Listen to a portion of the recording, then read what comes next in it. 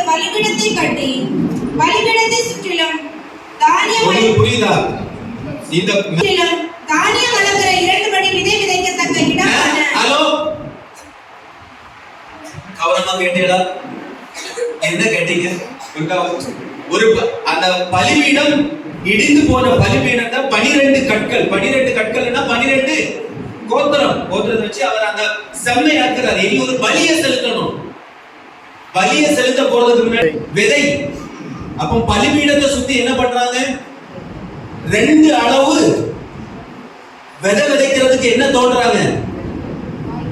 வாய்க்கால. புரியுதா உங்களுக்கு? என்ன ஆச்சு? மழையே இல்ல. பயங்கர, உங்களுக்கு நல்லா தெரியும். எலியாவை யார் வேட்டாடிட்டு இருக்கிற? ராஜா யாருக்கு?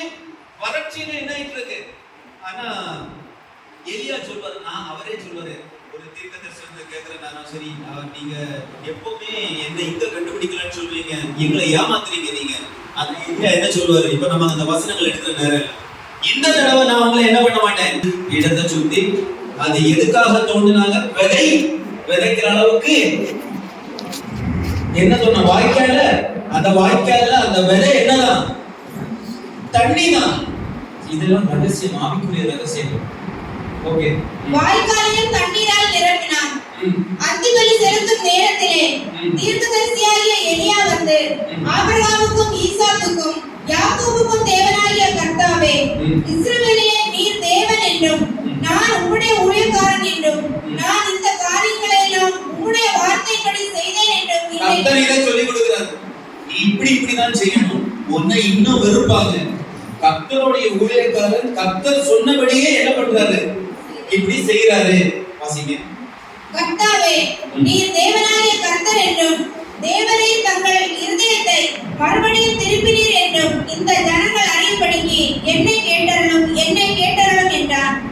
அப்பொழுது கர்த்தரிடத்தில் இருந்து அக்கினி இறங்கி அந்த சர்வாங்க தகன பலியையும் விறகுகளையும் கற்களையும் மண்ணையும் பட்சித்து எல்லாத்தையும் என்ன பண்ணிட்டு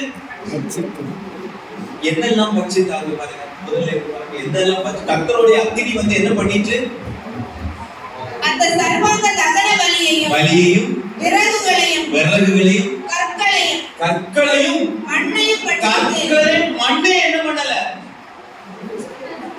நல்லா கவனிச்சிருக்க. என்ன பண்ணிட்டாங்க? பட்சித்தது. கன்சியூம். ஒண்ணுமே இல்லாம அப்படி விழுங்கிட்டாங்க. பட்சித்தது. அடுத்தது வாய்க்காலில் இருந்த தண்ணீரையும் நக்கி போட்டது. ஹalleluya. தண்ணிய நக்கிட்டாங்க. ஏன்னா அங்க வெரி பிரஷியஸ் என்னதான்? அன்னைக்கு அவங்களுக்கு விலை மதிப்பானது என்ன? தண்ணியில ஒரு சொட்ட கூட என்ன பண்ணல? தண்ணிய நக்கிட்டு. ஹalleluya. கர்த்தருடைய அக்கினி வந்து தண்ணிய நக்கிட்டான். ஜனங்கள் எல்லாரும் இதை கண்டபோது முகக்குப்புற விழுந்து கர்த்தரே தெய்வம் என்றார்கள். அப்பொழுது எலியா அவர்களை நோக்கி, நீங்கள்